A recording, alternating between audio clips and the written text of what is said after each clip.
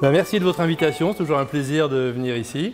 On avait été un peu séparés pendant le Covid, mais on se retrouve tranquillement. Alors oui, je ne suis plus à l'hôpital neurologique, je suis à l'hôpital Femmes, Mères, Enfants, et je suis effectivement pédopsychiatre et je dirige un service de psychopathologie de l'enfant, mais surtout le centre de référence des troubles d'apprentissage. Vous savez qu'en France, il y en a un par CHU, enfin à Lyon, il y en a 4, et sinon il y en a un par CHU. C'est des centres où notre mission consiste à récupérer les enfants en grande difficulté scolaire, les voir en consultation, les évaluer et éventuellement, par la suite, se rendre à l'école pour faire un travail d'échange, de partenariat avec les écoles. D'ailleurs, on a la chance d'avoir dans mon service 2 enseignants qui sont détachés par l'Éducation nationale et qui voient les enfants avec nous. Alors, bien entendu, dans tout ça, eh bien, on voit beaucoup d'enfants agités. Merci d'avoir parlé des bouquins, si vous voulez en savoir plus. Celui qui concerne aujourd'hui, c'est celui-là, tu l'as oublié, celui-là, c'est ce qu'on s'appelle « On se calme ». On se calme et qui a effectivement repris ce qu'on dit actuellement sur l'hyperactivité chez l'enfant et chez l'adulte. On va y revenir, hein, mais c'est quelque chose qui est de plus en plus, je dirais, entre guillemets, à la mode. Alors c'est même presque trop à la mode, hein, c'est-à-dire que maintenant, dans la famille nucléaire, en tout cas en France, chaque famille a un enfant hyperactif, un enfant précoce et un Asperger. Je peux avoir remarqué cette affaire. Hein. Et souvent, quand on convoque les parents, je suis désolé de dire ça, non, c'est filmé, je ne vais peut-être pas le dire. Si, je vais le dire un peu quand même. Je vais le dire un peu quand même. Des parents qui vous disent, en plus, moi j'ai ces 3 enfants qui sont difficiles et en plus, mon ex-conjoint est pervers narcissique. Ils ne vous le font pas, le truc hein et les parents, ils arrivent avec le livre et tout est surligné, etc. Bon, ouais. Notre mission à nous, c'est de ne pas rentrer dans ces phénomènes de mode. Et vous allez voir qu'on est hors polémique. Il y a une vraie polémique de partout en Europe sur l'enfant agité. Est-ce que c'est de la faute des parents? Est-ce que c'est de la faute des profs? Bon, le Covid nous a quand même beaucoup appris. Hein. Vous ne pouvez pas imaginer le nombre de parents qui m'ont dit, parce que moi je vois essentiellement des enfants à haut potentiel et hyperactifs, le nombre de parents qui m'ont dit en fin de Covid, je crois qu'il faut qu'on aille voir le prof et qu'on s'excuse pour tout ce qu'on a pensé de lui. Hein, parce que là, on a envie de lui faire un bisou sur le front, on a compris ce qu'il vivait. Je crois que les parents ont enfin compris ce que c'était que d'avoir un enfant hyperactif au quotidien à l'école. Bref, donc ouais, voilà, j'ai écrit tout ça et on va parler de l'enfant agité. Et l'enfant agité, vous voyez que on ne parle pas déjà d'enfant TDAH, l'enfant agité, ça peut être plein de choses. Et ma mission aujourd'hui, là dans l'heure que je vais partager avec vous, c'est de vous dire qu'est-ce qu'on fait au niveau diagnostic pour ces enfants qui ne tiennent pas en place. Il n'y a pas une attitude unique, il y a plein d'attitudes qu'il faut savoir repérer. Alors les plaintes, vous les connaissez, hein, les plaintes à l'école, c'est-à-dire qu'ils n'aiment pas les consignes, ils argumentent, tous, hein, ils ne travaillent pas. Un gros problème, surtout les garçons qui sont agités, c'est l'écriture. Hein, et de plus en plus, on a recours on se demande s'il faut les mettre très tôt à l'ordinateur. Moi, j'avoue que je freine un peu et je me dis que plus on les met tôt à l'ordinateur, moins ils vont apprendre à écrire. En tout cas, l'écriture est catastrophique parce que écrire, c'est une règle. Il faut accepter une règle. Et puis en plus, on va voir qu'ils ne sont pas très à l'aise avec la coordination motrice. Nous, les pédopsychiatres qui s'intéressons aux troubles d'apprentissage, honnêtement, on ausculte les carnets scolaires et surtout, ce qu'on ausculte en priorité, c'est les carnets de liaison. Et ça, c'est terrible. Quand vous avez à Toussaint ça, alors prenez pas des photos, vous pouvez prendre toutes les photos que vous voulez, mais pas les photos de cahiers de gamin, je leur ai pas demandé l'autorisation. Mais quand le petit Matisse, hein, je ne vous lis pas tout ce qui est dit, mais je crois qu'en 2 pages, il a à peu près tout ce que vous pouvez imaginer des enfants hyperactifs. Il jette un avion et ça risque de rentrer dans l'œil d'un de ses camarades. Il a oublié son cahier. Enfin bon, bref. Quant à Toussaint, les gamins, ils arrivent avec un carnet comme ça et puis des feuilles qui sont scotchées en plus. On sait qu'il y a un problème. Hein. Allô Houston, il faut faire quelque chose. Alors, pourquoi je suis ici? Parce que les enfants qui sont hyperactifs, ils ont vraiment particulièrement un contentieux avec l'école. En tout cas, ils donnent l'impression d'avoir un contentieux avec l'école. Hein. Pourquoi? Parce qu'ils n'aiment pas les tâches répétitives, hein, tous. Ils n'aiment pas les consignes. Ils ont des difficultés à accepter de s'ennuyer. Et tout ça, c'est des choses que point par point, il va falloir qu'on apprenne, il va falloir qu'on les aide pour ça. Ils n'aiment pas le graphisme. Ça, c'est quelque chose qui est très particulier aux enfants hyperactifs et aux enfants à haut potentiel. C'est d'être très dépendant de la relation avec l'enseignant. Et combien de nos parents me disent « mais ça se passe mal cette année en 3e primaire, c'était bien l'année dernière, c'était bien il y a 2 ans ». Bref, en fonction de la qualité, de la compréhension de l'enseignant, c'est pour ça que cette intervention elle est fondamentale, eh bien ça peut passer ou au contraire, il peut se sentir totalement rejeté. D'autant plus rejeté que ces enfants, ils ont souvent un sentiment d'injustice. Et vous avez forcément un sentiment d'injustice à partir du moment où vous vous faites reprendre, vous faites disputer pour quelque chose, vous avez l'impression que vous ne l'avez pas fait exprès. Donc, ce n'est pas très simple. Alors, on y reviendra, on a des outils vous êtes sans doute sollicité par les pédopsychiatres et les psychologues ici qui font le même métier que moi. On fait remplir à papa, maman, l'enseignant du matin, l'enseignant de l'après-midi, une échelle qui s'appelle l'échelle de Conners. Je vous montre cette échelle d'un petit gars de 8 ans qui, les parents ont fait, pour vous dire la vérité, ont fait l'aller-retour de l'île de la Réunion pour me l'amener parce qu'ils ne trouvaient pas de solution. Alors, pourtant, l'île de la Réunion est quand même bien fournie au niveau médical. Et vous voyez, je vous laisse lire ce qui est écrit, mais c'est assez simple. C'est un petit questionnaire, agité ou très actif, on code 0, 1, 2 ou 3. Ce qui est intéressant pour nous, parce que le but, c'est d'objectiver cette agitation. Et vous voyez il y a un score.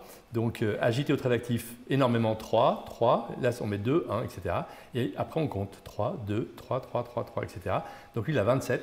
Et si le score est au-dessus de 15, ça veut dire que la personne qui a rempli estime qu'avec elle, l'enfant est agité.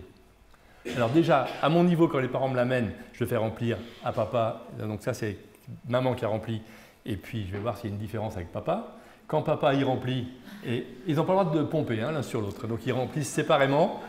Et je dis toujours aux enfants, quand ils le font dans la salle d'attente, tu surveilles bien qu'ils n'ont pas pompé l'un sur l'autre. Et alors, il revient, il me dit, ouais, il est tout content, on lui a donné une mission, j'ai fait faire du travail à tes parents, tu fais gaffe qu'ils ne trichent pas. Il y a un petit précoce, je lui ai dit, t'es sûr qu'ils n'ont pas triché? Il me dit, sûr, ils n'ont pas triché, il avait 10 ans. T'es sûr qu'ils n'avaient pas une oreillette et qu'ils se parlaient et là, avec cette génération qui dit, leurs parents ils ne comprennent rien à l'informatique, de toute façon, il ne saurait pas s'en servir de l'oreillette. Bon, bref. Donc, il a surveillé. Et vous voyez que quand vous avez déjà papa et maman qui ont un score supérieur à 15, après, c'est un jeu d'enfant de donner aux enseignants. Si c'est un enfant qui est en primaire ou en maternelle, l'enseignante unique ou l'enseignante du matin, l'enseignante de l'après-midi, puis après tous les profs. Et après, on les met en perspective sur la table et on va voir apparaître déjà une orientation diagnostique. C'est évident que s'il bouge à la maison et pas à l'école, et avec aucune des deux maîtresses, c'est qu'il y a un problème à la maison. S'il bouge à l'école et pas à la maison, c'est qu'il y a un problème avec l'école. Soit parce qu'il est à haut potentiel et qu'il n'a pas voulu le montrer et qu'il s'ennuie, soit parce qu'il est 10 ou parce qu'il a un trouble d'attention. En tout cas, dans tous les cas, un enfant agité, à un moment donné, il y a incompréhension. Incompréhension de l'entourage, cette notion de vilain petit canard, d'isolement social. Alors j'aime bien cette image du vilain petit canard, vous savez pourquoi? Parce que Cyrulnik, quand il parlait du vilain petit canard, ils me le disent quand ils deviennent adultes. Ça fait bientôt 40 ans que je suis pédopsychiatre. Je peux vous dire que maintenant, ils sont adultes et ils me disent « Je me rappellerai tout le temps du prof qui m'a tendu la main. » C'est ce que dit d'ailleurs, ce qu'a dit Camus quand il a reçu le prix Nobel. Il a dit « Je le dédie à Monsieur Germain, mon enseignant qui avait compris que j'étais différent. » Alors le vilain petit canard, il se rappelle de celui qui l'a aidé, mais il se rappelle aussi de tout ce qu'il a reçu comme chose négative. Et j'aime bien la fin tel que le dit Cyrulnik. Vous savez que le vilain petit canard, en fait, il s'était trompé de portée et c'était un signe, il est magnifique, un signe blanc. Mais Cyrulnik dit, c'est pas parce que le vilain petit canard est devenu un signe qu'il a oublié tout ce qu'il a souffert pendant sa vie de canard. Donc c'est vrai qu'un enfant agité, pour lequel on n'a pas compris les causes de l'agitation, eh bien il peut garder des séquelles importantes. Et des séquelles sur l'estime de lui, c'est-à-dire qu'à un moment donné, à quoi ça sert que je me décarcasse? Je vais perdre des points, je vais me faire disputer, il est démotivé, perte d'estime de lui, et il se met en échec scolaire. Et bien entendu, ça devient très compliqué pour lui, surtout s'il est intelligent. Et on y reviendra, mais la plupart des enfants agités sont intelligents. Alors un peu d'optimisme, c'est Proust qui dit du côté de chez Swann, non pardon, à la recherche du temps perdu, qui dit que finalement, ils sont pénibles quand ils sont à l'école, vous êtes là pour le confirmer, et moi aussi, au quotidien, mais que si on les met rapidement sur les bons rails, eh bien, c'est une population qui va être très efficace plus tard. Et il dit dans Proust, il dit tout ce qui a été fait de bien dans le monde, ça a été fait par les nerveux.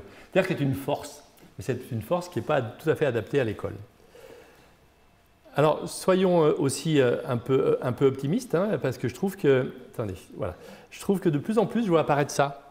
Je vois apparaître sur les livrets scolaires, grâce à vous et puis grâce à nous, grâce aux conférences qu'on fait ensemble, des enfants qui reviennent de l'école. Alors moi, j'étais hyperactif, très hyperactif. Mes parents m'ont viré quand j'avais 16 ans, quand j'ai eu mon bac. Donc, j'ai compris tout ce que vivaient ces gamins au quotidien.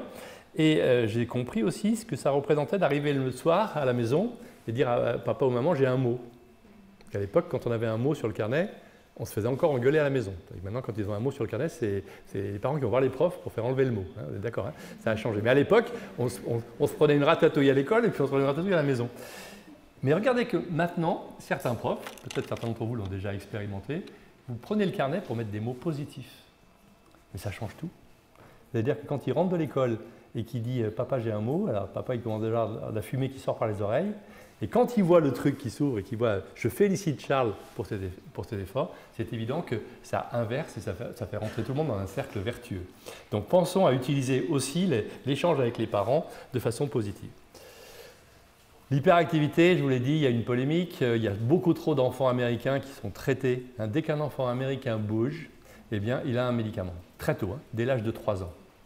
Ce qui veut dire qu'il y a 7 millions d'enfants américains qui sont traités par la Ritaline ou l'équivalent. Alors qu'il y en a plein qui n'en auraient pas besoin. Pourquoi? Pour des raisons économiques, parce que la première consultation est remboursée en Amérique du Nord, et puis après, il faut payer. Donc très vite, il faut que ça aille vite. Puis c'est un pays qui est très normatif. En France, vous voyez qu'on n'a que 60 000 enfants, je ne sais pas les chiffres, peut-être que tu les connais, non? Je ne sais pas combien il y a d'enfants qui sont traités en Suisse, mais en France, 60 000 enfants, donc vous voyez qu'on est très très loin des Américains. Et tout ça pour des positions idéologiques. Ça ne passe pas en France, le traitement, ça passe pas très bien.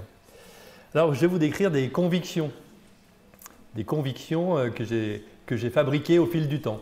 Et au fil du temps, j'ai appris à accepter, à aimer ces enfants, mais je n'ai pas de certitude. Et ce qui m'a un peu choqué dans mes études, c'est que j'avais des patrons, des profs, des spécialistes de l'hyperactivité qui disaient « c'est forcément la faute des parents », d'autres disaient « c'est forcément la faute d'un problème génétique neurologique ». Pas de certitude. On ne peut pas se permettre d'avoir des certitudes. La différence entre conviction et certitude, ça s'appelle l'humilité. Et ça, je l'ai appris, figurez-vous, je l'ai appris au Canada. En 1995, j'étais déjà praticien hospitalier à l'hôpital depuis 15 ans et je me suis dit, on m'apprend que des trucs faux. On m'apprend que tous les enfants qui ne veulent pas lire, c'est un problème psychologique, ils ne veulent pas grandir, etc. Donc je suis parti à Montréal avec ma femme et 2 enfants de 5 et 6 ans. Et figurez-vous que j'ai mis mon aîné rapidement dans une école anglophone. Mon aîné, comme moi, était hyperactif. Et il est rentré le soir. Peut-être certains d'entre vous connaissent déjà cette histoire. Il m'a dit, papa, je ne comprends rien à ce qu'ils nous disent. Et en plus, dans ce pays, ils nous changent nos noms. Je lui ai dit, tu t'appelles Julien, il t'appelle Juliane. Mais non, un nom vraiment bizarre. Et le petit gars, il est rentré. Il dit, alors je lui dis, mais comment il t'appelle? Il se tourne vers son petit frère. Il dit, comment il m'appelle, Tom? Il dit, papa, je ne comprends pas. Ils l'appellent tous Be Quiet. C'est-à-dire que le gamin, il bougeait tellement, et les Américains, ils sont tellement dans la crainte qu'il arrive quelque chose de grave, que dès qu'il bougeait, ils disaient « Oh, be quiet, be quiet ». Et le gars, ça lui est resté, il a 33 ans, il dit « Arrêtez de m'appeler be quiet ». Mais vous voyez, c'est intéressant comme quoi on n'a pas la même façon de voir les choses. Et je racontais ça dans mon diplôme universitaire que j'organise, d'ailleurs vous êtes les bienvenus dans ce diplôme. Et il y a un médecin qui a fait ce diplôme qui m'a envoyé 10 ans après, dire « Regarde ce que le petit gars que j'ai vu dans ma consultation, ses parents lui avaient acheté sur le marché. Il annonce la couleur, au moins c'est clair. On ne va pas dire que je ne l'ai pas dit. I will never be quiet. Alors donc, c'est là que j'ai découvert au Canada que mon fils était hyperactif et que moi je l'étais. Et j'aurais dû avoir quelques indices parce que j'ai retrouvé des vieilles photos de moi, je l'ai dit tout à l'heure pour la publication, où j'étais mignon déjà quand j'étais petit, mais surtout j'avais un harnais. J'avais un harnais et une laisse, vous la voyez là. Et à l'époque, alors ça vous fait rire les plus jeunes, mais tu as connu ça toi? On nous promenait, les enfants hyperactifs, on nous promenait, on était attachés. Et on ne se plaignait pas d'être attachés. Parce que le fait d'être attachés nous protégeait. Vous voyez que maintenant, si en France comme en Suisse, si vous voulez quelqu'un qui promène ses gamins en laisse, vous risquez d'avoir les services sociaux sur le dos. Vous voyez comme les choses ont évolué. Et c'est pour ça que j'ai écrit ce bouquin, On se calme, où je raconte l'hyperactivité de l'enfant à l'âge adulte et que voilà, ce n'est pas un phénomène de société. C'est dans l'air du temps, c'est pas dans l'air du temps, c'est dans l'accélération du temps. Parce qu'on ne va pas se mentir, dans les années 60, le temps était beaucoup plus contrôlé, la société était solide. Et dans une société solide, avec des valeurs, avec des repères, on n'allait pas trop vite, les repas, on les prenait longtemps, ce n'était pas les fast-food. Et dans une société solide, et quand on avait le risque d'être hyperactif, on était contenu par la société solide. Alors qu'actuellement, la société est liquide. C'est-à-dire qu'il faut aller beaucoup plus vite, ça va à toute vitesse. Et dans une société qui risque de vous embarquer dans un espèce de tourbillon, eh bien, les enfants ont besoin de s'accrocher à des choses, malheureusement. Ils s'accrochent aux écrans, ils s'accrochent à la drogue ou à d'autres problèmes, ou alors ils sont collés aux adultes. Donc on est maintenant dans la société du zapping, j'aime bien cette notion des fast-food, et il faut des résultats rapides et immédiats, ce qui veut dire que si on a déjà un cerveau qui est un peu vulnérable, on va y revenir, Et beaucoup de vos petits élèves qui bougent ont un problème neurologique, pas tous, mais beaucoup ont un problème neurologique qui ne leur permet pas de contrôler leur attention, qui ne leur permet pas de contrôler leur impulsivité et d'écouter ce que dit l'enseignant. Eh bien, quand dans une société comme ça, vous avez ce cerveau-là, qui est un cerveau qui est excitable, dans une société qui est excitante, eh bien, évidemment, ça fait flamber et ça fait ce qu'on voit actuellement, c'est-à-dire une augmentation des enfants agités. Parce qu'en fait, l'hyperactivité a toujours existé, ce n'est pas nouveau.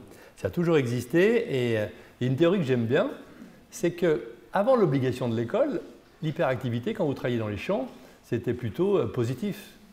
C'est au moment de l'obligation de l'école que ça a été compliqué. Et je ne vous parle pas de la préhistoire. À la préhistoire, j'aime bien cette théorie des chasseurs et des fermiers. Si vous étiez hyperactif, vous étiez immédiatement dans la catégorie chasseur. Peur de rien, prenez des risques, courez de partout. Et heureusement qu'il y avait des hyperactifs pour chasser, sinon la tribu crevait de faim. Mais heureusement aussi qu'il y avait des gens capables de faire des activités plus planifiées, les fermiers, puis plus on est arrivé vers des activités planifiées, plus les deux groupes se sont séparés. Mais finalement, c'est une bonne métaphore. C'est-à-dire que maintenant, on reste en nous, ou chasseurs, ou fermiers, et il faut juste se regrouper. C'est-à-dire que moi qui ai du mal à planifier, à organiser, à structurer ma pensée, je me suis entouré de confrères dans mon service hospitalier qui sont beaucoup plus structurés, beaucoup plus cadrants et qui me rappellent en permanence ce qu'il faut faire. Donc il faut des deux. Dans un couple aussi, il faut des deux. Hein. C'est-à-dire que si vous êtes très chasseur et que vous vous mariez avec une chasseuse, vous êtes chasseuse, vous vous mariez avec un chasseur, vous risquez d'avoir des problèmes pour remplir les déclarations d'impôts, pour faire toutes les tâches répétitives qui sont un peu pénibles. Hein. Alors que si vous avez quelqu'un qui est beaucoup plus organisé, structuré, ça marche. Hein. Si vous êtes deux fermiers, ben c'est sûr que tout va bien, les enfants sont bien élevés, les chèvres sont bien gardées. Pas toujours très fun, hein, mais c'est pas grave. C'est pas le but. Le but, c'est que ça fonctionne. Hein. Alors après, il y a une autre question qu'on s'est posée, que je me suis posée. Pourquoi il y en a tant? La plupart des publications sur les enfants agités, elles viennent des pays anglo-saxons et en particulier des pays d'immigration. Et vraisemblablement, ça n'engage que moi, mais ceux qui sont partis sur le Mayflower, puis après qui sont partis coloniser l'Australie ou autre chose, ce n'étaient pas les plus stables. C'était ceux qui avaient besoin d'aventures, de nouveautés, qui avaient besoin que ça bouge. Et comme après ils se reproduisent entre eux, et qu'on va voir que cette histoire, c'est génétique pour la plupart du temps, eh bien on comprend qu'il y en a plus dans ces pays-là, et je crois que c'est vrai. Puis regardez, à peine arrivés sur la côte Est, il a fallu qu'ils partent sur la côte Ouest, qu'ils se sont ennuyés. Alors, au niveau médical et au niveau même pédagogique, pendant très longtemps, on ne s'est pas intéressé à ces enfants différents. On pensait qu'ils étaient mal élevés. Et pourtant, dans la littérature, on avait des cas. Allez, un peu à vous. Je sais bien qu'il fait chaud, mais un peu à vous. Qu'est-ce que vous connaissez dans la littérature francophone, ou anglophone d'ailleurs, où on raconte des histoires d'enfants agités? Ceux qui m'ont déjà entendu, vous ne répondez pas. Il y en a une. Fifi Brénancier, j'y ai pensé, je voulais la mettre, je ne l'ai pas mis, mais oui, effectivement. Tom Sawyer, ok. Une autre fille française, où sa grand-mère, on a écrit un livre, et sa grand-mère, ouais, Les Malheurs de Sophie, la comtesse de Ségur, ça commence comme ça, elle dit à ses petits-enfants, je vais vous raconter l'histoire d'une petite fille qui était sotte et qui est devenue sage, qui était bougeon et qui est devenue calme. Hein. Ne faites pas comme Sophie. Donc il y a Les Malheurs de Sophie, effectivement, il y a Poil de carotte qui était insupportable, il y a Tom Sawyer, le bon petit diable avec Madame Macmish, et puis lui, vous lisiez Tintin, Soupe à l'oignon et croûton, Pépé, le fils du chef, et on avait dit, il ne faut pas qu'il lui arrive quelque chose, parce que sinon c'est le fils du chef, ça va mal se passer. Donc du coup, il l'avait entendu, et dès qu'il y avait quelque chose qui ne lui convenait pas, il dit, bon, ben, je vais arrêter de respirer, et puis comme ça, je vais mourir, et comme ça, ben, vous serez puni. Hein. Même chose pour Abdallah, dans le sceptre, dans l'or noir. Hein. C'est le fils de l'émir. Pardon? Ah zut, ah oui, d'accord. Alors ça, je sais pas. Ah, vous n'avez pas vu mes images alors? Ok. Ah ouais, ok. Donc voilà, c'est moi qui j'ai touché un truc qu'il ne fallait pas toucher. C'est la dyspraxie, ça s'appelle. Bon, bref. Ce qui est intéressant, je ne touche plus rien. Ce qui est intéressant dans cette affaire, c'est que tous ces enfants-là, ils bougent. Vous pouvez les avoir à l'école, en classe, mais ils ne bougent pas tous pour les mêmes raisons. Tom Sawyer, le vilain petit diable, et Sophie, ils ont un problème neurologique qu'on appelle le TDAH, dont je vais vous parler après. Et ceux-là, ils méritent des aménagements pédagogiques extrêmement serrés. Je les ai fait passer à l'HEP. C'est le document qu'on donne à la fin du bilan des enfants dans 2-3 jours dans notre service. Voilà, madame, vous recevez dans votre classe un enfant qui est agité. Voilà pourquoi il est agité. Il a un trouble d'attention, une concentration. Il ne peut pas gérer son impulsivité. Voilà ce qu'il faut faire, voilà ce qu'il ne faut pas faire. Et cela, il faut s'adapter. En revanche, poil de carotte, il bouge, non pas parce qu'il a un trouble neurologique, mais parce qu'il est déprimé. Rappelez-vous, il disait que ce n'est pas tout le monde qui peut être orphelin. Donc lui, il va falloir faire un travail psychothérapique. Quant à Abdallah et puis Périclès, eux, ils bougent, figurez-vous, ils n'ont pas de problème neurologique, ils ne sont pas déprimés, ils sont juste mal élevés, très très mal élevés. C'est des enfants rois. Et eux, il n'y a pas besoin de leur donner un médicament, il n'y a pas besoin d'une psychothérapie, il y a juste besoin de dire aux parents, maintenant, il va falloir que vous repreniez les choses en main. Parce que sinon, ça va être très très compliqué. Et les parents ne comprennent pas trop, et on les voit en consultation. Hein, c'est des gamins qui viennent toucher tout sur votre bureau, la maman dit « Arrête, le docteur, il va te faire une piqûre. » Non, je ne vais pas lui faire une piqûre. Je ne vais pas lui faire une piqûre, mais ça va chauffer dans un moment. Ah bon? Et le gamin, regardez comme il est drôle, il est 8 ans, hein, il passe derrière moi, regardez comme il est drôle, il va sur votre ordinateur, il passait sur mon ordinateur, et il prenait, avec un regard sardonique, toutes mes applications, il les mettait dans la poubelle de l'écran d'ordinateur, et il allait appuyer. Vous avez vu comme il se débrouille bien sur l'ordinateur? Je lui ai dit, ben oui, mais c'est sûr que s'il continue comme ça, il va faire la une de Art Matin. Ah bon, il va être célèbre? Ah oui, il va être célèbre, oui. Et ça, il faut leur dire que 30% des enfants qu'on appelle troubles oppositionnels, comme ces deux gamins-là, évoluent vers la délinquance à un moment donné. Hein. Donc vous voyez que l'enjeu, et l'école est un vrai observatoire à un moment donné, l'enjeu est important. Alors, je vous disais, alors là, avec beaucoup d'humilité une fois encore, mais qu'on était hors polémique dans mon service et qu'on n'était pas dans les conflits en disant est-ce que c'est tout neurologique ou tout psy, en disant simplement il y a plein de causes d'agitation.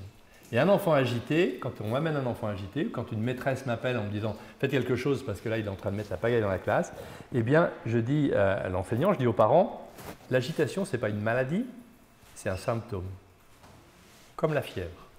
C'est-à-dire que si vous avez en classe un enfant qui est agité, faites comme s'il avait de la fièvre, on va demander au médecin de savoir pourquoi il a de la fièvre. Et le médecin va lui regarder les oreilles, lui palper le ventre, lui regarder la gorge, mettre une bandette dans les urines. Eh bien, c'est exactement la même chose. Et le petit gars ou la petite fille qui est en face de vous et qui est pénible, eh bien, vous devez, sans a priori théorique, ne pas vous dire d'emblée, il est mal élevé, ne pas vous dire d'emblée, il a un problème neurologique, ne pas vous dire d'emblée, la classe n'est pas adaptée. En fait, l'agitation, c'est le cœur d'une marguerite, dont chaque pétale est une cause potentielle. Je ne touche plus rien. Ah, attendez, je recommence. Il y a un truc qui m'échappe là. Voilà, bon, je ne vais plus rien toucher. Donc, je vais mettre comme ça. Je vais m'organiser différemment. Donc, chaque pétale est une cause potentielle. Et vous voyez qu'on va parler du TDAH, et ceux-là, il ne faut pas les rater. Ceux-là, il ne faut pas les rater parce que ceux-là, il y a des solutions. Et ceux-là, ils ne le font pas exprès. Et ceux-là, ils ont un trouble neurologique pour lequel vous devez mettre en place, on met tous en place des aménagements. Il ne faut pas rater non plus ceux qui bougent comme poil de carotte parce qu'ils sont déprimés. Et puis il y a ceux qui bougent, et ceux-là, ils vont bouger qu'à l'école, ceux qui sont à haut potentiel ou ceux qui ont un trouble spécifique d'apprentissage. Un enfant qui est dysphasique, par exemple, qui a un problème avec le langage oral, il est évident que dès qu'il va arriver en maternelle, il ne comprendra pas ce que disent les autres, il ne comprendra pas le langage de l'enseignant, et donc il peut bouger. S'il a un trouble du langage écrit, c'est-à-dire dyslexie, dysorthographie, c'est quand il va arriver en première primaire, en CP, que ça ne fonctionnera pas.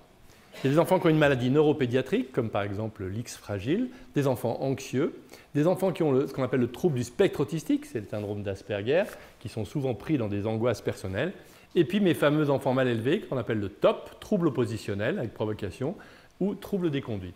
Gamin, vous lui faites une remarque, il est en train de déchirer sa feuille, son cahier, lui tu arrêtes s'il te plaît, il vous regarde dans les yeux et il en déchire une autre. Hein. Celui-là, il le fait exprès. Donc on va parler de ça, on va parler du TDAH. Le TDAH, c'est trouble déficit d'attention avec ou sans hyperactivité. Ceux-là, les Américains disent ADHD, hein, vous voyez que pour cela, il y a plein d'idées fausses. Hein. Il y a ce que la société pense que c'est, uniquement des médicaments. Il y a ce que les enseignants pensent que c'est-à-dire un enfant qui le fait exprès. Eux, ils pensent qu'ils sont très forts, au moins au début. Et puis, jusqu'à il y a quelques années, on pensait que ça s'arrêtait, ça, à l'adolescence. On verra tout à l'heure que quand vous avez un trouble d'attention, ça dure toute la vie. Et quand vous êtes adulte, avec un trouble d'attention, vous étiez petit, agité, adulte, vous avez ce qu'on appelle une phobie administrative, c'est-à-dire une grande difficulté à remplir tous les papiers et à faire les tâches administratives. Alors voilà la définition du TDAH. Il va falloir les repérer rapidement. La définition elle est simple et vous voyez, pardon, ah oui, merci. La définition elle est simple et vous voyez qu'il faut pour parler de TDAH avoir 6 symptômes d'hyperactivité ou d'impulsivité. Je vais vous les détailler, vous allez comprendre comment on les repère en classe, ou 6 symptômes d'inattention. J'insiste sur le « ou ». Ça veut dire que vous pouvez avoir un enfant qui a un trouble déficit d'attention sans hyperactivité, mais qui va être en difficulté uniquement dans les devoirs qu'il vous rend, avec des fautes bêtes, avec des grandes difficultés pour se relire par exemple. Alors voilà le trépied, voilà ceux qui nous posent des problèmes et qui nous intéressent, hyperactivité, déficit d'attention, impulsivité. Une triade, les 3 trucs. Attention, vous pouvez être alerté chez des gamins qui ont une intolérance à la frustration, ils ne supportent pas les consignes, ne supportent pas les contraintes, et puis plus ils grandissent, tendance à procrastiner et à faire les choses le plus tard possible. L'hyperactivité motrice, vous les connaissez tous, hein. En général, ils courent, ils grimpent, ils ne tiennent pas en place, ils s'agitent. D'ailleurs, le tournant, c'est la première année de primaire, parce qu'en maternelle, on peut encore se lever, on peut bouger. Donc, on ne sait pas si, au moment où on va lui demander en première année de primaire de s'arrêter, il sera capable de s'arrêter. Donc, on ne porte pas le diagnostic de TDAH avant la première année de primaire, et c'est là qu'on aura la certitude qu'il peut ou qu'il ne peut pas. Ils ne restent pas assis, ils prennent des risques. Si vous voyez arriver dans votre classe, dès le premier jour, un gamin qui a déjà été recousu là, ou là, avec un signe qu'ils ont pratiquement tous, c'est les garçons, il leur manque un petit bout de dent. Vous l'avez celui-là, hein? Donc celui-là, d'entrée de jeu, si vous pouvez mettre en place les aménagements pédagogiques avant même que ce soit la catastrophe, donc on y reviendra, il faut qu'il soit devant, il faut solliciter son attention visuelle dès qu'on lui demande quelque chose, bref. Et bien entendu, vous avez le dernier point, ils prennent des risques, hein, ils se font mal, ils grimpent de partout. Ça, c'est le trouble hyperactivité. Et ils ont un deuxième élément, c'est le déficit d'attention, c'est-à-dire que là, ils n'arrivent pas à se concentrer, ils sont distraits. Donc il est évident que si on le met au fond, à côté d'un autre qui est comme lui, eh bien, il va parler, il va être encore plus distrait, il faut le mettre devant. Il y en a un, dernièrement, il s'est fait disputer parce qu'il n'arrêtait pas de parler à sa copine a dit à la maîtresse, vous pouvez le changer parce que j'en peux plus. Et il ne peut pas s'empêcher de parler. Elle l'a mis au fond et il a continué à faire rire tout le monde parce qu'il parlait au mur. Il attendait que le mur lui réponde. La maîtresse a dit, bon là, tu exagères. Bon, il faut le mettre devant, seul, dans un coin, et puis solliciter son attention. Ils perdent leurs affaires aussi. On y reviendra, hein, c'est un des gros éléments des conseils pédagogiques, c'est de ne pas les pénaliser les oublis de matériel, parce qu'ils ne le font pas exprès. Il vaut mieux leur apprendre à faire une checklist, hein, sinon c'est compliqué. Et ils commencent quelque chose et ils ne terminent pas. Ils commencent une activité, ils ne la terminent pas. On le voit très vite. Et moi, j'ai un piège à enfants hyperactifs sur mon bureau avec plein de petits jouets que j'ai achetés chez Nature et Découverte. Et il touche à tout, il dit « Oh, c'est trop bien ce truc », il le prend, puis il le fait tomber. Ah, il n'arrête pas. J'ai un bon piège aussi enfant hyperactif, vous ne pouvez pas le rater. C'est sur mon bureau, vous savez, un trou pour faire passer la lampe, le fil de la lampe. Et là, je ne connais pas un enfant TDAH qui ne touche pas par-dessus, par-dessous, qui enlève le plastique, qui le fait tomber, etc., qui le casse. La mère l'engueule, il s'excuse, parce que vous repérez que ceux-là, très souvent, vous les disputez, ils s'excusent, mais ils recommencent juste après. Ils font du bruit, ils bruitent tout ce qu'ils font, on l'avait vu, hein, ils prennent 2 crayons, ils font un avion. Hein, et vous dites, tu peux t'arrêter 2 secondes, Brandon, il s'appelle toujours Brandon ou Kevin, enfin en France, hein, ou Brian ou Dylan. Tu peux t'arrêter 2 secondes, Kevin. Et Kevin, ce qui fait la différence, c'est que Kevin, il s'excuse, il dit oui, ah oui, je suis désolé, mais il va recommencer. Donc là, tu peux arrêter de mettre ta main, la mère lui dit, tu peux arrêter, tu es en train de casser le bureau du docteur. Oh, pardon, je m'excuse. Il s'arrête. Qu'est-ce qui se passe 2 secondes après? Avant même qu'il recommence, c'est son père qui fait la même chose. Hein. Et vous avez la mère qui est au milieu et qui dit, vous avez compris, docteur, ma vie, hein, parce qu'effectivement, c'est génétique. Hein. Elle s'est mariée avec un chasseur, bon, elle s'est mariée avec un chasseur. Bon. Donc, ils perdent leurs affaires. Donc, on a déjà l'hyperactivité, on a le trouble d'attention. Le trouble d'attention fait le pronostic scolaire. L'hyperactivité fait le pronostic au niveau de sa santé. Et malheureusement, il y a un 3e élément qui est pénalisant et qui fait le pronostic social, c'est l'impulsivité.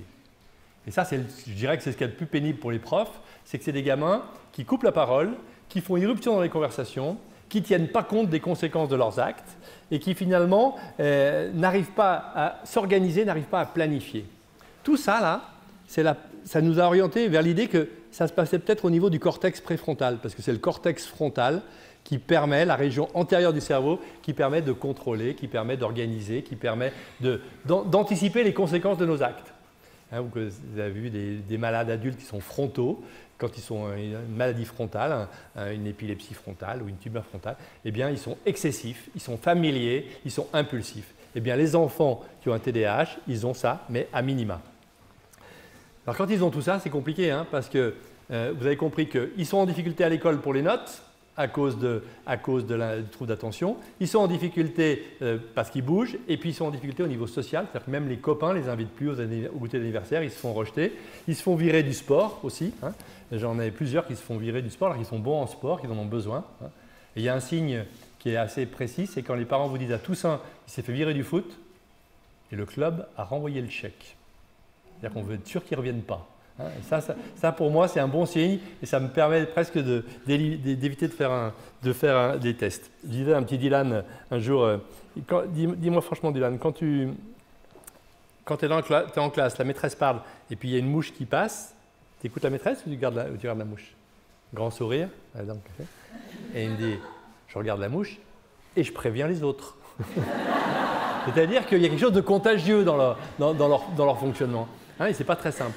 Alors, on va voir que c'est un problème neurologique. Et que ce problème neurologique, il est responsable de tout ce qu'on vient de dire. Ça, c'est les symptômes. Et ces symptômes, vous trouverez, je ne vais pas tout vous détailler, on en parlera tout à l'heure, quelques outils, quelques stratégies pour arriver à le gérer.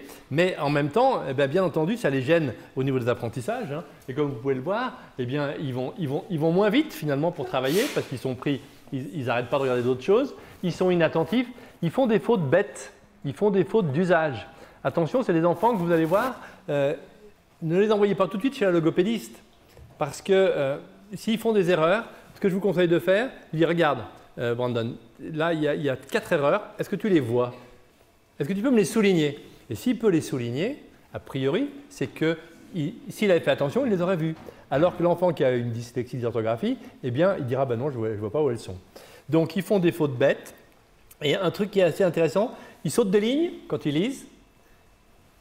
Le geste graphique et le nombre d'erreurs s'aggravent avec la tâche. Chaque fois que vous avez un enfant, au début, ça marche bien, il n'y a même pas d'erreur sur les 2 premières lignes, et puis plus la tâche continue, plus les erreurs apparaissent, là, vous devez vous poser la question d'un trouble d'attention, et c'est intéressant parce que ce n'est peut-être pas la logopédiste qu'il faut voir d'emblée. Regardez ce petit gars qui est en 2e année de primaire, vous voyez qu'au départ, il écrit bien, et puis plus la tâche augmente, plus ça part en cacahuète, il raye, etc. Prenez pas en photo ça, hein, parce que je ne vais pas demander. Mais ça, c'est vraiment typique. J'ai trouvé ça comme un bel exemple d'un enfant qui n'y arrive pas parce qu'il a un trouble d'attention. Alors, ce n'est pas si rare, hein, comme vous voyez, les troubles d'attention dans la population générale. C'est 3 à 5% des enfants. Et il y a surtout décrit 4 garçons pour une fille. Méfions-nous quand même, parce que les filles ont la forme inattentive pure, c'est-à-dire qu'elles l'ont, le TDA, mais sans le H. Et si vous avez une fillette qui vous paraît intelligente, mais qui n'a pas les évaluations qu'elle devrait avoir parce qu'elle a trop de fautes bêtes, on doit se poser la question et demander à la psychologue de faire une évaluation. Elle va peut-être nous dire, oui, il y a un trouble d'attention.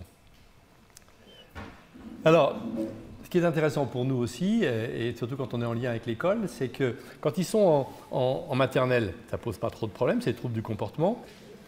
En maternelle, troubles du comportement, c'est quand ils rentrent en primaire que ça commence à être un peu compliqué, avec des difficultés scolaires et des interactions sociales avec les autres qui sont dures. Si on n'a rien fait à ce moment-là et qu'on n'est pas intervenu, quand ils rentrent au niveau du collège, ils commencent à avoir les conduites à risque, la baisse d'estime d'eux-mêmes et surtout, c'est dans la 2e partie, au moment du gymnase ou du lycée, qu'ils ont besoin de trouver des stratégies pour s'apaiser.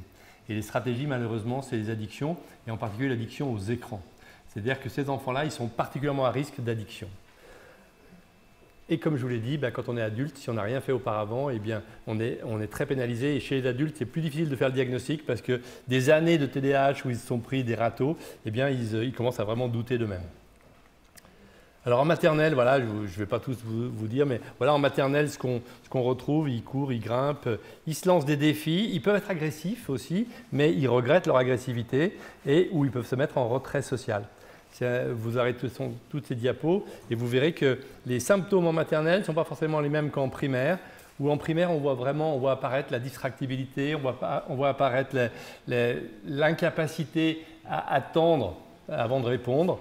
Ils répondent sans lever la main. Beaucoup de mal à attendre leur tour dans les jeux. Il faudra leur apprendre tout ça. Et puis, la grosse difficulté à rester assis. Alors, c'est intéressant de savoir que si on n'a rien fait, à l'adolescence, ça commence à prendre une allure un peu différente. Et à l'adolescence, ils ont du mal avec les staffs, avec les réunions, avec les choses qui durent. Ils ne savent pas gérer le temps.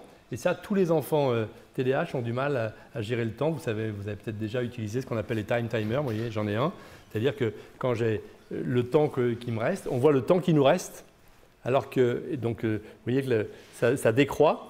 Alors que si on dit, il me reste, normalement, je devrais parler 1 heure, on ne sait jamais quand on a commencé, quand on doit finir. Donc il faut absolument qu'ils aient un time timer avec le temps qui apparaît de façon très claire. Et puis ils ne sont pas organisés. L'hyperactivité à l'adolescence, ils bougent la jambe sous la table, ça se voit moins, ils bougent moins de l'ensemble du corps, et ils parlent trop. Et puis l'impulsivité à l'adolescence, c'est l'incapacité à supporter les frustrations. Il faut un truc, moi, que je fais quand je suis fatigué aussi, il ne faut pas le faire. Si vous êtes TDAH adulte, il y en a forcément là, puisqu'il y en a 5% chez les adultes. On a tendance à ne pas supporter les gens qui prennent du temps. Vous voyez, et on a tendance à vouloir finir leur phrase. Ne le faites pas, c'est pas bien. Et ne le faites pas parce que c'est mal élevé. Donc, ou à couper la parole, ou à faire des commentaires. Donc ça, c'est des choses qui restent. Je vous mets juste, ce n'est pas le sujet, mais c'est important de savoir parce qu'on n'en parlait pas il y a 5-6 ans du TDAH adulte, alors que maintenant on a beaucoup de demandes. Le TDAH chez l'adulte, il n'a plus la bougeotte au niveau motrice, au niveau moteur, mais c'est le parler excessif. Il y en a encore un hier qui m'a dit, un papa qui m'a dit « je ne vais même plus dans les soirées parce que je regrette le lendemain tout ce que j'ai dit, surtout quand j'ai un peu bu, et ça me pourrit le week-end parce que je suis malheureux de m'être laissé aller ». L'adulte garde l'impulsivité, c'est-à-dire qu'il répond beaucoup trop vite, ils prennent des accès de colère, ils prennent des décisions trop rapides, et ils parlent sans vérifier la pertinence de ce qu'ils disent, et puis l'inattention, ça on garde. À partir de 40 ans, on ne bouge plus, on contrôle mieux l'impulsivité, mais à partir de 40 ans, le trouble d'attention s'aggrave. Donc il faut le savoir, et il faut s'organiser. Donc voilà, je conclus sur l'adulte avec des symptômes spécifiques. Les parents, c'est important parce que quand vous avez un élève TDAH, vous avez de fortes chances d'avoir un papa ou une maman qui est pareil. Et donc, il faut savoir qu'ils ont beaucoup de mal à gérer leurs émotions, à contrôler à contrôler leur humeur. Et donc, on a vraiment, quand on est adulte TDAH, une dysrégulation émotionnelle. Donc voilà, je passe tout ça pour vous dire, ces petits gamins qui bougent, leur cerveau, comment il fonctionne. Eh bien, on a la preuve maintenant. Ça ne sert plus à rien de dire que c'est uniquement psy. On sait, une très belle étude, l'étude de Shaw, qui a comparé les cerveaux de 200 gamins TDAH versus 200 gamins standards.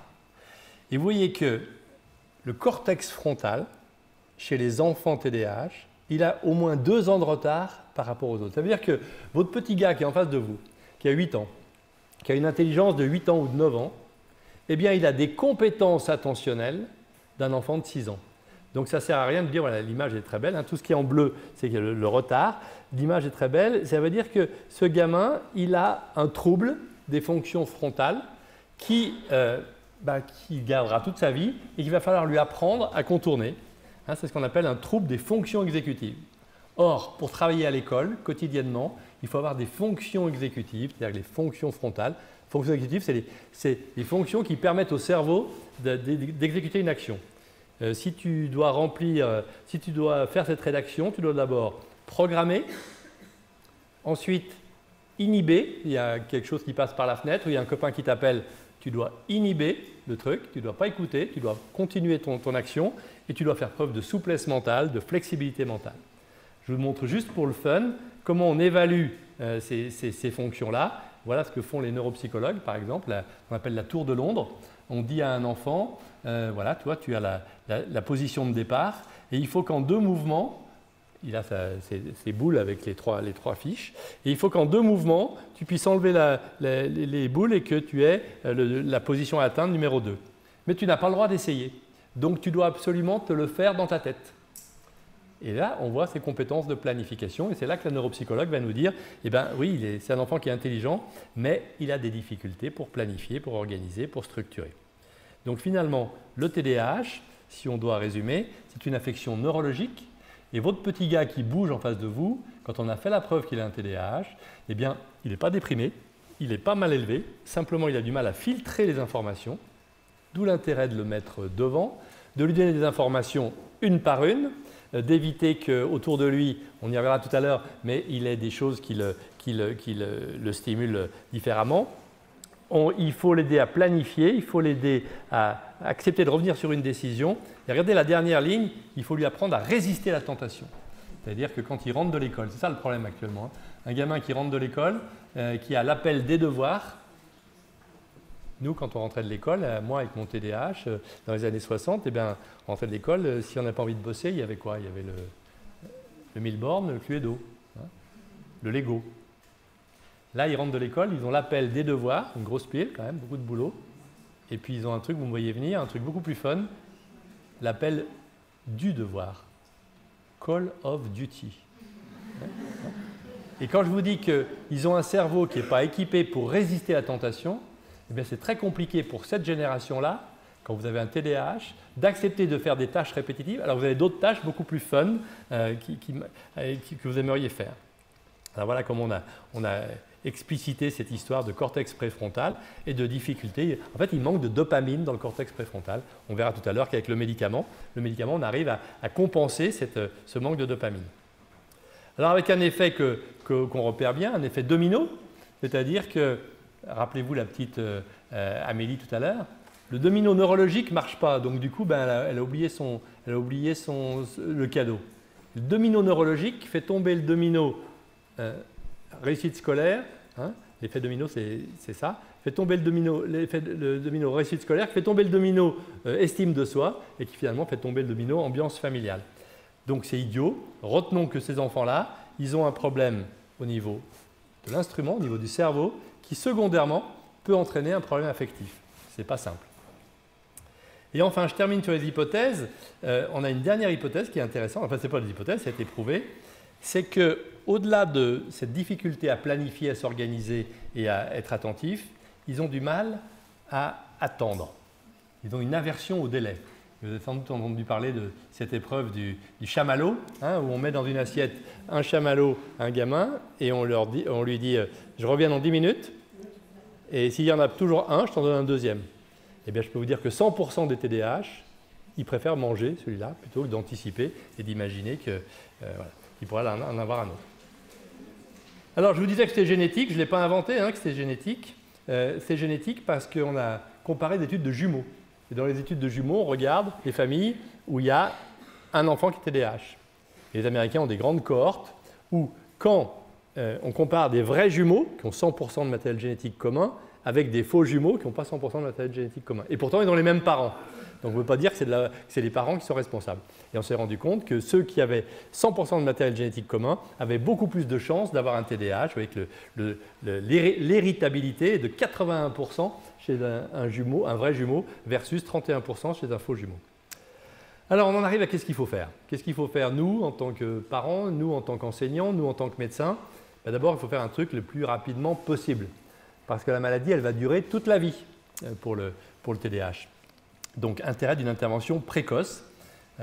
J'ai une punchline là, qui est fondamentale et qui nous parle tous, nous qui nous occupons d'enfants, hein, c'est que c'est beaucoup plus facile, beaucoup plus gratifiant, beaucoup plus économique de fabriquer un enfant solide plutôt que de courir après et de réparer un adulte brisé. C'est ce que me disent les parents d'enfants TDAH qui me disent « mais moi, on ne m'a jamais dit tout ça à l'époque ».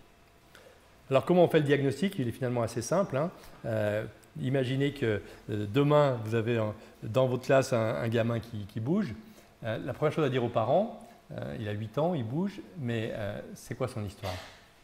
Il bouge Où, quand et depuis quand? Est-ce qu'il bougeait déjà l'an dernier? Est-ce qu'il bougeait, en général, un enfant qui a un TDAH, il bouge de partout, dans toutes les situations.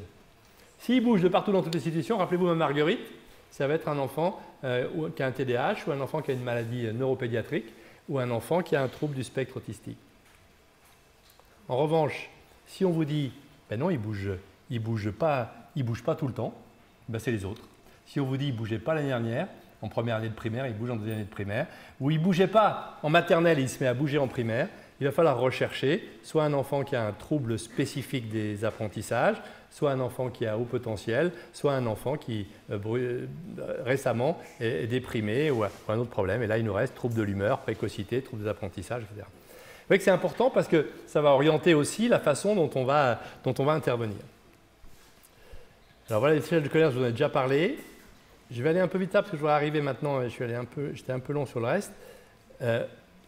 On leur fait des tests de QI et on s'aperçoit sur le test de QI s'il a un trouble d'attention ou pas. Mais quand on a un doute, je vous montre quand même cette échelle-là parce que les psychologues sont capables de nous dire si l'enfant a une agitation qui est liée à un problème d'humeur ou un problème d'anxiété. C'est le fameux test de patte noire. Je ne sais pas si vous connaissez ce test-là. On dit à l'enfant, regarde, c'est l'histoire d'un petit cochon qui a une tache noire et je vais te montrer des histoires et tu vas me raconter ce qui se passe. Donc, c'est ce qu'on appelle un test projectif.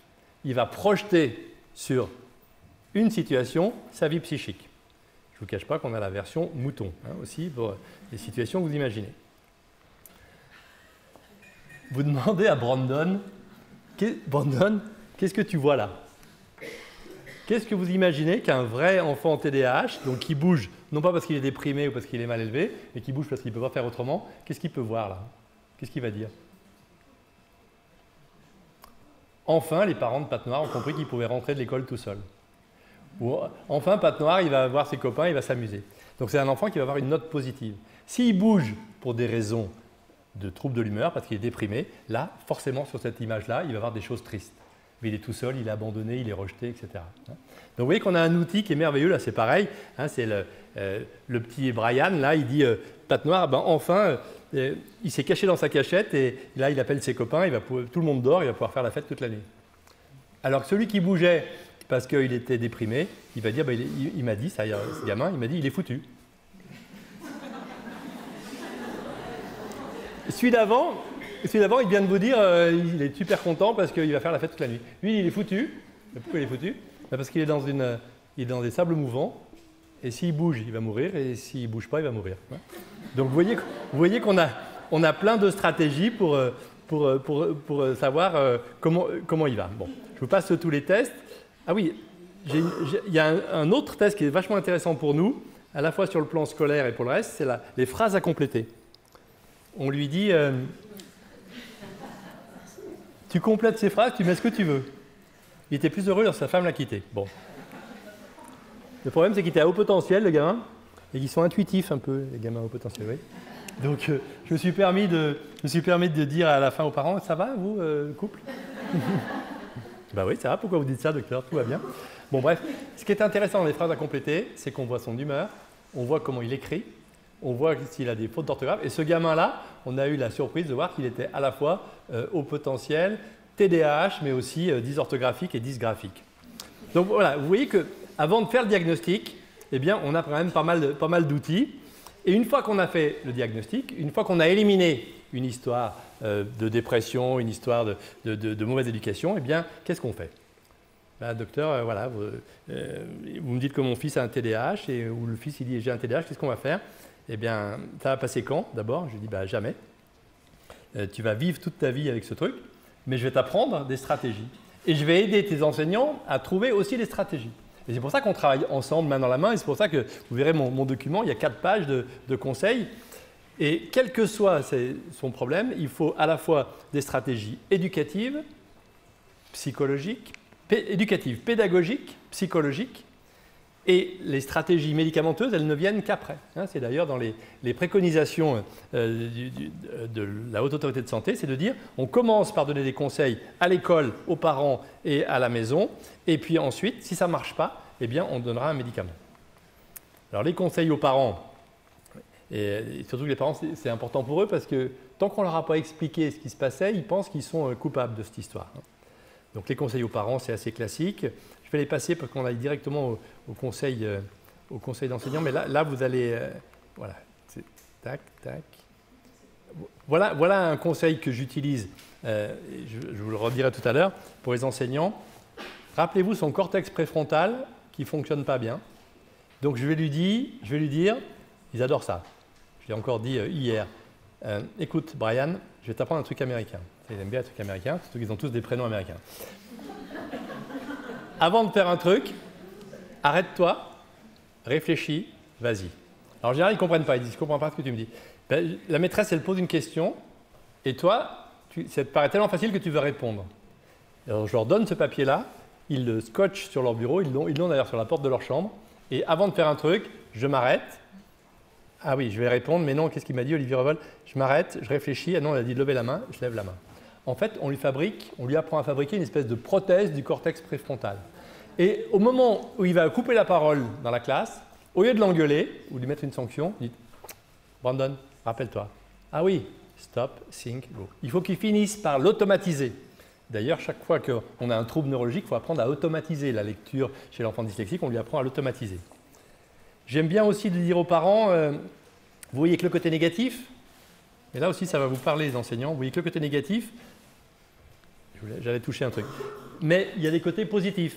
Et quand on regarde un enfant qui a, j'aime bien ce t-shirt, un enfant qui a un trouble d'attention, on voit que le trouble déficit d'attention, l'hyperactivité, mais je dis aux parents, cochez s'il a tout ça. Est-ce qu'il ne serait pas par ailleurs non conformiste, actif, passionné, complexe, énergique, sensible, engagé, brillant, dynamique, empathique, curieux, débrouillard, spontané, affectueux, intelligent, authentique, solidaire, ingénieux? Pensez à ça, que ces gamins, repensez à la petite Amélie tout à l'heure dans le film, que ces gamins, on est parasités par leur comportement et on ne voit pas le bon côté de leur trouble. Les conseils, hein, donc les stratégies, je vais aller aux stratégies directement pour les enseignants. Voilà, au niveau de l'école, qu'est-ce qu'on peut faire? On va conclure là-dessus. Eh bien, c'est fondamental qu'au niveau de l'école, d'abord on ait conscience qu'il a ce problème-là, qu'on aménage son environnement. Et vous voyez que en France, la loi du 11 février 2005 dit qu'il faut absolument mettre en place des stratégies, donc le PPS, Projet personnalisé de scolarisation, ou le PPRE. On remplit en France, je ne sais pas s'il y a l'équivalent ici, des dossiers MDPH hein, pour un TDAH, pour que l'enfant puisse avoir bénéficié des aménagements nécessaires et qu'il puisse avoir envie de travailler et envie d'apprendre malgré son problème. Alors les aménagements pédagogiques sont les suivants. Hein. Il y a 3 principes qui doivent être ceux des enseignants, que ce soit au primaire ou au secondaire. 1, on réduit les sources de distraction parce qu'il n'a pas la possibilité de le faire lui-même. 2, quand on lui demande une tâche, il faut à chaque étape de la tâche l'accompagner. Et puis, nos exigences à nous, comme que ce soit nos enfants ou nos élèves, il faut les reconsidérer. Alors les conseils sont les suivants. On tolère les débordements. Alors je vous ai pris les principaux, mais il y en a 3 pages là. On tolère les débordements mineurs, c'est-à-dire que quand il bouge, quand il se lève, quand il se balance, on ne le dispute pas. Moi, pendant toute mon enfance, on m'a reproché de bouger, de me balancer. On lui fait des remarques, hein, on lui explique, mais comment tu pourrais faire? Il y a un terme pour les enfants en TDAH, c'est la fermeté bienveillante. C'est-à-dire que d'entrée de jeu, on lui dit tu essayes de ne pas te balancer parce que ça gêne, ça perturbe les autres. Maintenant, comment on pourrait faire pour t'aider à ne pas le faire? Alors vous savez qu'il y a plein de techniques, vous l'avez peut-être déjà fait. On peut mettre une chambre à air sur sa chaise pour qu'il appuie dessus, etc. Tolérer les débordements mineurs. Ensuite, dans le travail, il faut lui apprendre à relire la dictée de façon fractionnée. Si tu relis ta dictée et que tu regardes s'il n'y a pas une faute par-ci, par-là, ça ne marche pas. Si tu la relis de façon fractionnée, tu la relis une fois pour les majuscules, ensuite une deuxième fois pour la ponctuation et une troisième fois pour l'orthographe. Vous avez compris? C'est ça les différentes tâches. Ils sont absolument incapables de planifier, de s'organiser, donc il faut les aider pour ça. Préférer les dictées, les épreuves à trous. Il a appris sa dictée par cœur, il la sait bien, mais il est absolument incapable de la faire correctement jusqu'au bout parce qu'il est épuisé par son trouble d'attention. Lui permettre d'effacer, hein, il faut qu'il puisse s'auto-corriger. On ne pénalise pas les oublis de matériel. En revanche, on lui apprend à avoir une checklist. Et avant de rentrer à la maison le soir, tu checkes, est-ce que j'ai bien mis tous les trucs les uns après les autres. On l'autorise à se lever, on trouve des stratégies, on lui demande d'aller apporter quelque chose dans une classe à côté. Chaque fois qu'on adresse une consigne à tout le monde, on le regarde lui dans les yeux. Demain, vous amenez tous 10 francs parce qu'on va se promener sur le lac. Tu as bien compris, Brian, hein, vous amenez bien tous 10 francs. Si on ne lui dit pas, eh bien lui, le truc à la cantonade, il ne va pas l'intégrer et le lendemain, ça sera le seul qui n'aura pas les 10 francs. Et qui n'ira pas faire la balade et qui va être mis en dépôt-vente dans une autre classe, hein, et où il va se griller. Communiquer avec les parents, il faut absolument échanger avec les parents. Comment vous faites-vous, hein, quelle stratégie vous avez? On donne des consignes courtes. Ils ont un problème avec la mémoire de travail, c'est-à-dire une mémoire à court terme. Donc il faut des consignes courtes pour pas qu'ils les oublient. Ils ont à peu près 20 secondes, hein, de mémoire de travail pour pouvoir fixer leur attention. On utilise des fournitures neutres. Attention qu'il n'est pas dans sa trousse le stylo avec la guerre des étoiles. On appuie sur un bouton, il y a un laser qui sort. Hein, c'est pas bon. On peut laisser faire plusieurs choses à la fois. Et les parents aussi disent « Mais docteur, c'est insupportable. On peut pas. Comment voulez-vous qu'il travaille le soir? Il est couché par terre, il balance une balle de tennis sur le mur. Il y a comme ça qu'il apprend. Alors qu'est-ce que vous faites, madame? Je lui dis de se lever, de s'asseoir, calmement, de poser sa balle. Mais elle ne se rend pas compte que toute l'énergie qu'il va prendre pour arriver à se contrôler, eh bien, il ne l'aura pas pour travailler après. Donc, il faut tolérer qu'il fasse plusieurs choses à la fois. Ils ont tous des petits machins à la main pour bouger leurs doigts, etc. Des stratégies spécifiques. Donc, vous faites le stop, think and go, mais le time out aussi. Le time out, c'est comme au basket, temps mort. Attends, Brandon, là, on n'y arrive plus. Hein, il y a trop de bruit. Ce que je te propose, c'est que tu ailles un petit moment dans la pièce à côté ou dans la cour, mais ce n'est pas une sanction. À la limite, même, je t'accompagne. Et tu fais autre chose, et là, il va reprendre le contrôle de son attention, ou tu prépares autre chose. Donc, on dit 1 minute par année d'âge pour le time out. Proposer un tuteur vérificateur, qui est quelqu'un dans la classe qui soit particulièrement présent, pertinent, qui a des facilités et qui va l'aider à travailler. Encourager, positiver, quoi, hein, comme le petit gars tout à l'heure, mettre des mots positifs sur son carnet. Reconnaître que c'est un handicap. Ça, rien que ça, c'est déjà fondamental. Hein. Je sais bien que tu ne le fais pas exprès. J'ai compris comment tu fonctionnais, qu'est-ce qui fonctionnait, donc je vais t'aider pour ça. Et puis, lui laisser du temps supplémentaire. Alors, il n'aime pas avoir du temps supplémentaire à l'école. C'est-à-dire que s'il a 10 minutes de plus pour finir son évaluation, que ça lui prend la récré, c'est pas bon. Il suffit de lui enlever une ou deux épreuves, par exemple. Et à ce moment-là, c'est positif. Personne ne le voit. Il est noté sur les mêmes notes que les autres, sauf qu'il a un peu moins à faire. Et puis, je ne sais pas si vous l'avez ici, mais en France, on a des aides humaines, qu'on appelle maintenant des AESH, donc qui est chargé pour le remettre dans le match en permanence. Donc les objectifs, c'est finalement réconcilier l'enfant avec l'école, d'une part, et puis ensuite éviter la double peine.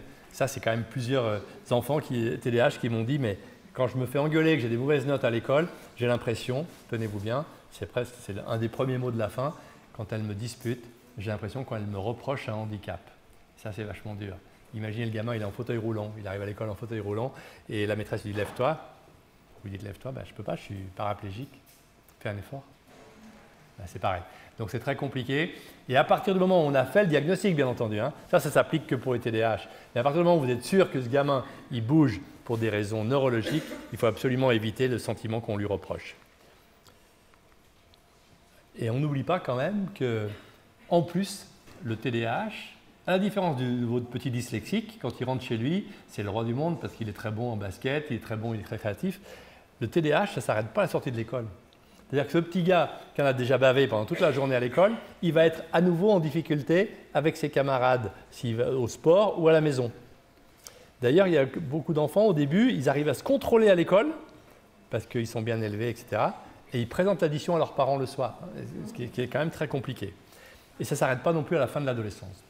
Donc quand c'est très très dur, vous avez mis en place les aménagements pédagogiques, ce n'est pas suffisant. Les parents ont mis en place des groupes de parents, je n'ai pas trop insisté là-dessus, mais il y a plein de choses pour les parents, ce n'est pas suffisant. C'est là qu'on insiste sur le traitement, et j'imagine certains d'entre vous ont déjà vu ces enfants sous traitement. Il n'y en a qu'une molécule en France, c'est le méthylphénidate, il y en a plusieurs en Suisse. Mais le traitement, il est fondamental, il y a un avant et un après. Juste pour votre information, ce n'est pas un traitement qui est incroyable, c'est-à-dire que vous voyez que si vous avez des souvenirs de votre matu, la synapse là-haut, Ça, c'est dans le cortex frontal. Donc, il y avait le neurone présynaptique qui libère de la dopamine dans la fente synaptique et qui va exciter le récepteur postsynaptique et qui va transmettre la dopamine plus bas. C'est cette dopamine qui va permettre d'être attentif, de se contrôler, de contrôler l'impulsivité. Eux, ils manquent de dopamine. Donc, au bout d'un moment, la dopamine, là, elle stagne là, et puis elle n'a pas le temps de passer parce qu'il n'y a pas assez de récepteurs. Donc, elle re-rentre, ce qu'on appelle la recapture. Donc, la ritaline, elle vient se mettre là, elle bloque la recapture. Donc, il faut expliquer aux parents, c'est un mécanisme quasi physiologique qui est donné par votre médecin. Et ça marche que le temps où il l'a. C'est-à-dire qu'il l'a le jour, il l'a à l'école, mais le soir, quand il rentre chez lui, c'est plus efficace. Donc, je conclus pour qu'on puisse discuter un peu. Je suis désolé d'avoir été un peu long. TDAH, je suis bien placé pour en parler. Il faut vendre à ces gamins qui sont au bout de leur vie, comme disent les parents, que ça peut être une force. Vous avez de la chance d'avoir un gamin qui a une énergie énorme, une énergie renouvelable, donc par les temps qui courent, c'est important. C'est ce que j'appelle la force subtile. Et il y a plein de gens qui ont réussi leur vie grâce à leur TDAH. J'ai écrit un bouquin dans ce calme où j'ai fait un chapitre sur Michel Simès, d'ailleurs qui est en train d'écrire, qui va sortir un bouquin la semaine prochaine où il raconte sa vie avec son TDAH. Mais Ruquier, Forestier, il y en a beaucoup dans le showbiz qui sont des TDAH, je dirais des TDAH réussis. Mais pour que ça devienne une force subtile, il faut quoi? Il faut qu'on ait fait le diagnostic le plus tôt possible. Il faut que l'entourage ait été bienveillant, rappelons-nous la fermeté bienveillante, des bonnes interactions avec les parents, une bonne tolérance familiale, un bon choix de l'école et une école qui soit compréhensive, que tout le monde autour de lui montre qu'on a compris comment il fonctionnait, après qu'il choisisse bien son conjoint.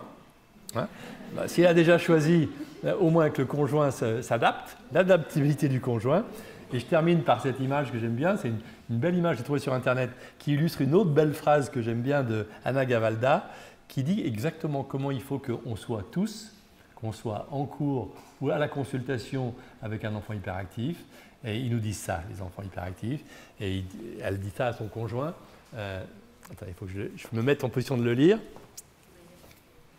Anna Gavalda, je suis comme un cerf-volant. Si quelqu'un ne tient pas la bobine, l'enseignante, eh bien, je m'envole. Et toi, ma maîtresse, c'est drôle, je me dis que souvent, tu es assez forte pour me retenir et assez intelligente pour me laisser filer. Et si vous faites ça, c'est ça la fermeté bienveillante. Et là, il commence à comprendre qu'on a compris comment il fonctionnait et on peut commencer à le réconcilier avec l'école. Voilà, je vous remercie de votre attention.